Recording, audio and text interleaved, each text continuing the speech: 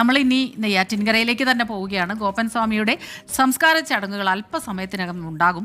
ആശുപത്രിയിൽ സൂക്ഷിച്ചിരുന്ന മൃതദേഹം മാറാലുമൂട്ടിലെ വീട്ടിലെത്തിച്ചു കഴിഞ്ഞു. ഉമേഷ് ബാലകൃഷ്ണൻ കൂടുതൽ വിവരങ്ങൾ നൽകും. നെയ്യാറ്റിൻകരയിലെ വീട്ടിൽ നിന്നാണ് ഉമേഷ് ചേരുന്നത്. ഉമേഷ്, ആ ദൃശ്യങ്ങളൊക്കെ കാണുന്നുണ്ട്.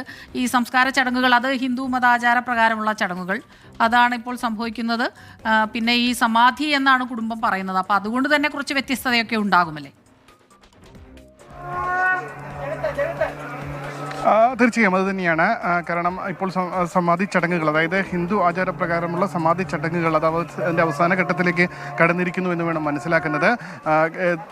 ഇന്നലെ ഒരു ദിവസം തിരുവനന്തപുരത്തെ നെയ്യാറ്റിൻകരയിലെ നിംസ് ആശുപത്രിയിൽ സൂക്ഷിച്ചിരുന്ന മൃതദേഹം ഘോഷയാത്രയായിട്ടാണ് ഇവിടേക്ക് എത്തിച്ചത്. സാധാരണ വിലാപയാത്രയാണെങ്കിൽ ഇത് അത്തരത്തിൽ വിലാപയാത്ര എന്ന് പറയാൻ കഴിയില്ല.